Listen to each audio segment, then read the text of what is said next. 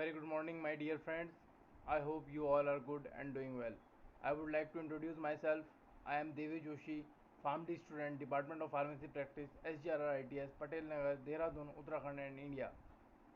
Friends, as one of the author of International Journal of Science and Research, has requested me for the e-presentation on my topic. So, without wasting any time, let's start our presentation on my topic, and that is COVID-19, a serious health issue, a literature review of various journals around the world.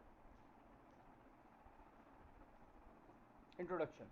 According to WHO, COVID-19 is an infectious disease which was unknown before the outbreak began in the Wuhan city of China in December 2019. This disease is caused by recently discovered virus called coronavirus. Now I am going in detail about the coronavirus. Coronavirus are the type of positively sensed enveloped RNA viruses having club-like spikes on their surface, a large RNA genome with a size ranging from 60 nanometer to 140 nanometer in a diameter, having a unique tendency to replicate. Coronaviruses are the special type of viruses having a pseudoviral order which include families, that is Coronaviridae, Ronniviridae, Mesoviridae and Atiriviridae. All viruses in pseudoviral order are single-strand positively sensed RNA viruses. Coronaviruses are divided into four genera, that is alpha, beta, gamma and delta. Where alpha and beta coronavirus infect only mammals, whereas gamma and delta coronaviruses infect birds and few infecting mammals. Human coronaviruses include alpha coronavirus, beta coronavirus, the Middle East respiratory syndrome related coronavirus, and the severe acute respiratory syndrome, or which is also known as 2019 nCoV. The rate of recombination of coronaviruses are very high because there is a development of a transcription error and RNA dependent RNA polymerase jump. As the mutation rate is very high and the coronaviruses are the pathogen which are zoonotic in nature, present in both human and various animals, with a clinical feature ranging from asymptomatic to the urgent requirement of the hospitalization in its intensive care unit. Actually, the zoonotic, here the word zoonotic means that the disease which is spread from animals to humans. Now it is in detail about the coronavirus. Coronavirus causes infection in a various system in animal's body, that is respiratory, gastrointestinal and neurological system. But in human, coronavirus is only associated with the respiratory tract illness or respiratory tract infection and a oral fatal lung disease. The most pathogenic coronavirus is SARS-CoV, that is responsible for the severe acute respiratory syndrome in humans. In past few years, the number of coronaviruses have been have been identified in wide variety of bats species throughout Asia, Europe, Africa and America. Alpha and beta coronavirus mainly infect mammals. 7 out of 15 currently assigned viral species have only been found in bats. It is proposed that the major host for the alpha and beta coronaviruses are the bats and play an important role in the evolution of these two genera of coronaviruses. Some researchers suggested that bats are associated with the high profile human diseases, that is SARS and MERS. Alpha and beta coronaviruses infect mammals. 7 out of 15 assigned viral species have been found in bats. Causative agent. The causative agent was identified from throat swab samples conducted by the Chinese Center for Disease Control and Prevention on 7th January 2020, which was named Severe Acute Respiratory Syndrome Coronavirus 2, that is SARS-CoV-2. The disease was named COVID-19 by the World Health Organization (WHO). Whole world is watching. The outbreak of COVID-19 in the form of pneumonia of unknown etiology was reported in Wuhan, Hubei province, China in December 2019, which was later proven to be caused by a novel coronavirus. Now let's come to pathophysiology. Structurally, the SARS coronavirus has a well-defined composition. It comprises of 14 binding sites that directly interact with the human angiotensin converting enzyme 2. Actually, this human angiotensin converting enzyme 2 plays an important role in RAS, that is renin-angiotensin aldosterone system. Of these amino acids, 8 have been conserved in SARS-CoV-2. In human, coronaviruses were thought to cause a mild respiratory infection until the identification of the SARS-CoV and the Middle East Respiratory Syndrome coronaviruses. Although there is a unknown exact pathophysiological mechanism underlying the emergence of the SARS-CoV-2, because of pending trials, the genetic similarities of a SARS-CoV could help to explain the resulting inflammatory responses which lead to severe pneumonia. Now let's come to mode of transmission.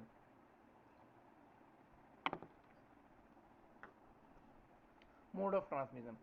As the virus is zoonotic in nature, there is a drastic increase in the number of the cases of a patient who didn't visit to animal market of Wuhan. Therefore, it is confirmed that the virus is spread by human to human transmission of a corona. It is transmitted from infected person who has the symptoms from virus, including cough and sneezing, to a susceptible person via airborne zoonotic droplet nuclei.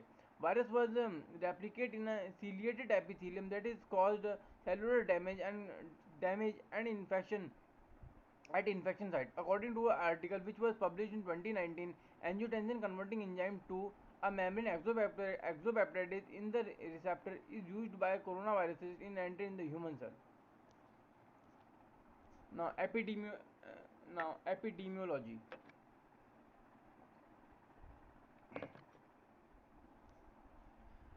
As of today, as of as of today, 28th March 2020, there were 5,97,627 cases.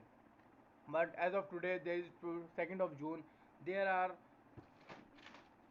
there are 63 lakh 66,197 coronavirus cases, and that time there the death was about 27,365, and now deaths are about 33 crore 3 crore 77 lakh. Sorry.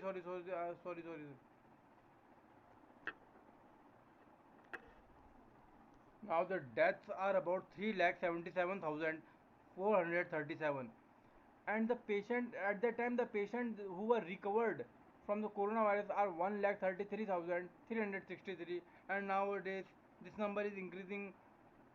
This number is drastically increased, and the number of cases are 29 lakh 3,605.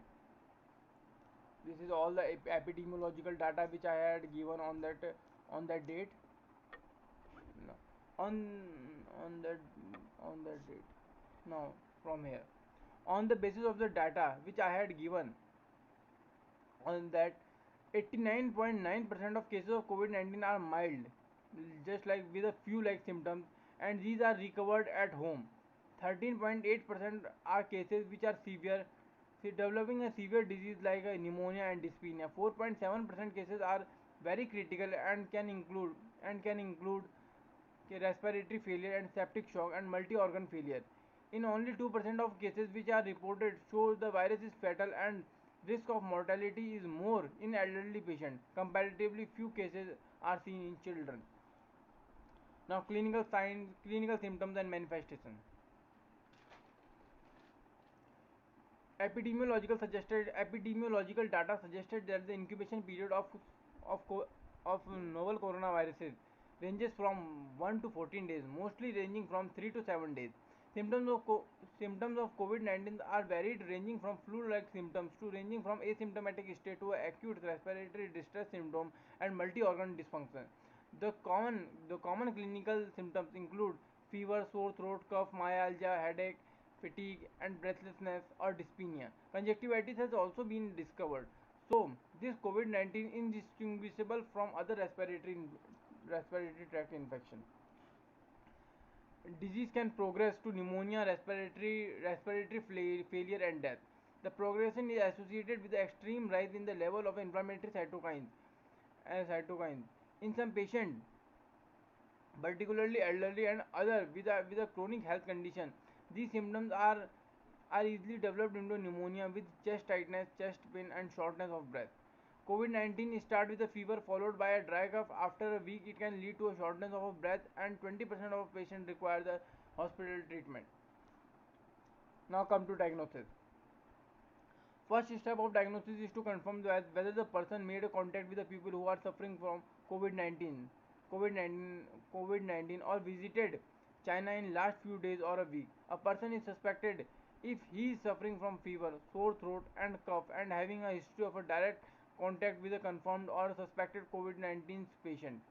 Specific diagnosis is, is by a specific molecular test on a respiratory sample, that is sore throat, nasopharyngeal swab, sputum, endotracheal aspirants, and a bronchial lavage. Virus may also be detected in a stool and in a severe cases the blood. Commercial tests are also not available at present. In India, the suspected sample has been sent to a National Institute of Virology in Pune. Infect, infection is confirmed by the positive test to SARS-CoV-2 by a real-time PT RT-PCR. Isolation is a cell culture of SARS-CoV-2 from a clinical specimen or rising serum antibody concentration. Other laboratory investigations are also available. These are not specific, but these are not so specific. This include lymph, lymphocyte level get decreased, and that lymphocyte level are lymphocyte count may decrease to below than 1000. There is increase in C-reactive protein and ESR, which is erythrocyte sedimentation rate, and but pro-calcitonin level remain normal. There is elevation in ALT, AST, prothrombin times, C creatinine, D dimer, CPK, and LDH. But the high level but the high level of these enzymes lead to the reflect the severity of a disease.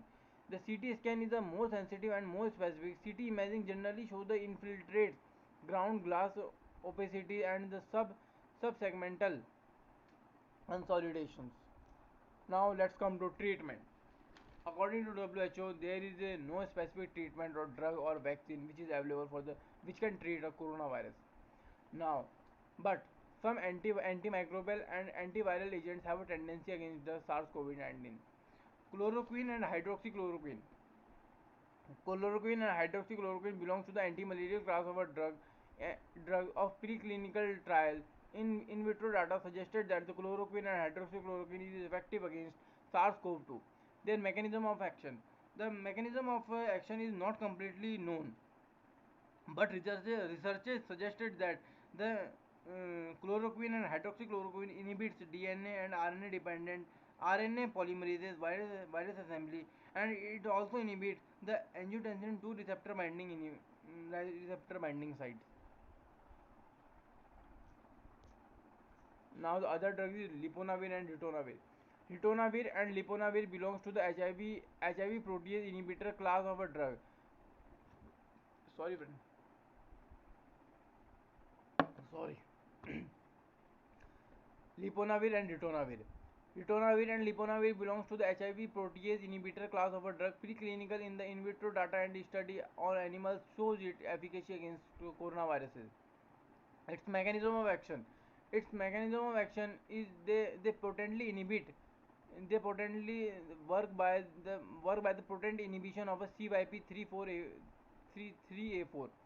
It may also bind to the main protease, that is AMPRO, a key enzyme for the replication of coronaviruses. This may suppress the coronavirus activity. Now let's come to supportive therapy. Azithromycin. Azithromycin it belongs to the macrolide antibiotic class of a drug. Azithromycin is a bacteriostatic macrolide antibody, and it has a immunomodulatory properties. Its mechanism of action. In pulmonary inflammatory disorders, the macrolide have also been emulatory modulating properties. This may suppress the inflammatory responses and reduces the excessive production of cytokines, which is associated with the respiratory respiratory viral infection. However, their direct effect on the viral clearance is not clearly unknown. Immunomodulatory mechanism suggested that the azithromycin reduces the chemotaxis of the neutrophils to the lungs by inhibition of cytokines, and inhibition of muscles hypersecretion decreases the production of a reactive oxygen species, increases neutrophil apoptosis, and activation of a nuclear transcription factor is blocked. Now, tocilizumab. Tocilizumab, it is a class of interleukin 6 receptor inhibiting monoclonal antibodies. Its mode of action is by inhibiting the interleukin 6 mediating signaling by competitively binding the both soluble and membrane bound interleukin 6 receptor. Other other other immunomodulators. Other immunomodulating agents are alpha interferons. Sariluzumab can be used as adjuvant therapy. Corticosteroid can play cannot be recommended for the viral pneumonia. However, use of corticosteroid may be considered for a patient with a refractory shock or acute respiratory distress syndrome. NSAIDs. The FDA is investigating the use of NSAIDs in COVID-19 patients. Acetaminophen acetaminophen may also be used for the temperature control in a fever-like condition. European Intensive Care Medicine Society of Clinical Care Medicine and Surviving Sepsis Campaigning recommended suggested that the acetaminophen can be prescribed for the control of a body temperature in adults and suffering from COVID-19. Now the protective measure against COVID-19, that is nCoV, novel coronavirus. Wash your hands with soap. Thoroughly clean your hands with alcohol-based preparation for sanitizer. Maintain social distance at least 1 meter from another person. Avoid touching nose, eyes, and mouth. Maintain respiratory hygiene. If if you have fever, cough, or dyspnea, kindly consult to the medical practitioner. Avoid avoid direct contact with a person who is visited to the COVID-19 COVID infected area in past 14 days. Now, now let's come to conclusion. Coronavirus is spread person to person via droplet through cough or sneeze. Close contact with anybody should be avoided. Both infected and non-infected persons should isolate them from each other. Healthy persons should maintain a good hygienic condition and good preventive measure. If anyone is suffering from fever, cough or sneezing, he should consult with doctor. Or some drug can be used against COVID-19. That is chloroquine, hydroxychloroquine, leponavir, ritonavir, azithromycin, some NSAIDs, and some corticosteroids. Now that's all from my side, friends. Thank you.